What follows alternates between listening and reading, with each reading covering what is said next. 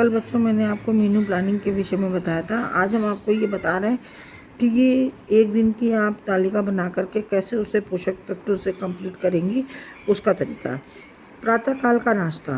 प्रातःकाल के नाश्ता में दूध, मीठी दलिया, टोस्ट, मक्खन, सेब अथवा केला दिया है।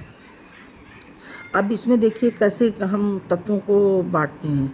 शरीर निर्माणक प्रोटीन दूध और मक्खन में हो गया। खनिज, लवण व विटामिन सेब, मक्खन, दूध में हो गया।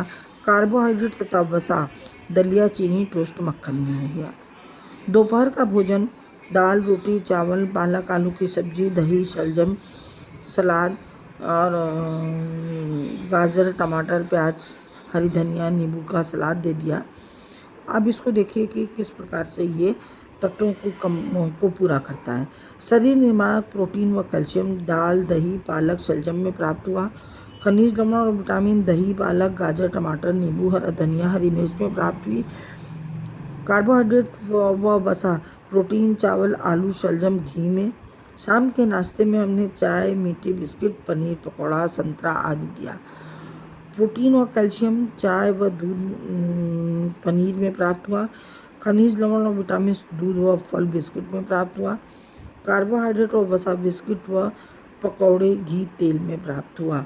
रात्रि का भोजन रसेदार मटर अथवा राजमा की सब्जी, भिंडी की सब्जी, कस्टर्ड, सलाद के पत्ते और अन्य सब्जी व चटनी, पराठा या पूड़ी या रोटी। प्रोटीन व कैल्शियम दूध, मटर, सलाद, पराठा, कस्टर्ड में प्राप्त हुआ। और खनिज और विटामिन सलाद, भिंडी की चटनी। कार्बोहाइड्रेट व वसा पराठा अथवा पूड़ी, कस्टर्ड, पराठे और पूरी के प्रयोग किए गए तेल और घी से प्राप्त हुआ। तो परिवार के प्रत्येक व्यक्ति के लिए पृथक आहार तालिका तैयार नहीं की जा सकती है, इसलिए संतुलित आहार की तालिका तैयार करते समय पूरे परिवार की आवश्यकताओं का ध्यान रखा जाता है। हम जिस प्रकार आहार को लेते हैं उसमें सभी पदार्थ का संतुलित मात्रा को जरूर ध्यान रखें, जिससे कि पोषक तत्व किसी न किसी रूप में और उपयुक्त मात्रा में तालिका में हो और वो सभी व्यक्ति को प्राप्त हो जाए।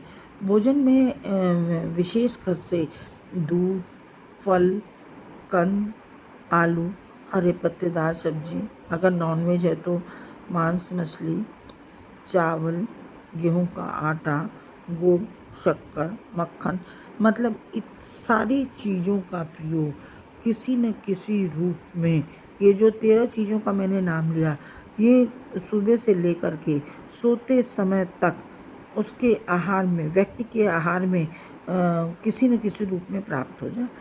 जब हम इन सभी चीज़ों को ध्यान में रखते हुए भोजन तैयार करते हैं तो घर के हर व्यक्ति को उसके पोषक तत्व प्राप्त हो जाते हैं। अब ये है कि कोई कम खाता है, जिसकी जैसी आवश्यकता होती है वो उस प्रकार का आहार करता है।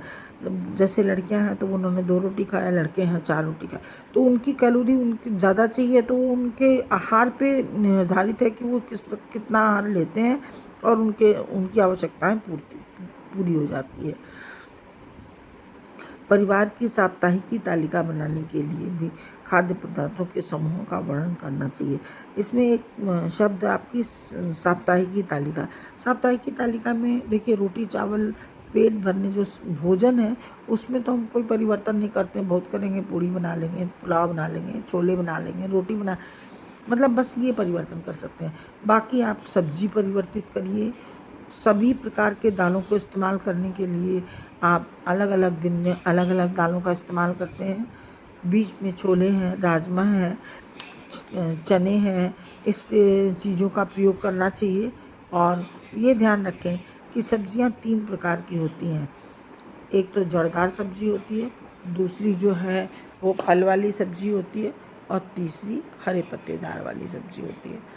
तो ये कोशिश करना चाहिए कि नाश्ते से लेके रात के डिनर तक में के बीच में तीनों प्रकार की सब्जियां किसी न किसी रूप में प्रयोग कर लेना चाहिए, जिससे कि उसके पोषक तत्व प्राप्त हो। हर प्रकार की सब्ज़ी में अलग अलग पोषक तत्व पाए जाते हैं और उन पोषक तत्वों को हम बांट करके सुबह से लेकर शाम तक में प्रयोग करते हैं, क्योंकि सब्जियों में ज़्यादातर विटामिन्स पाए जाते हैं।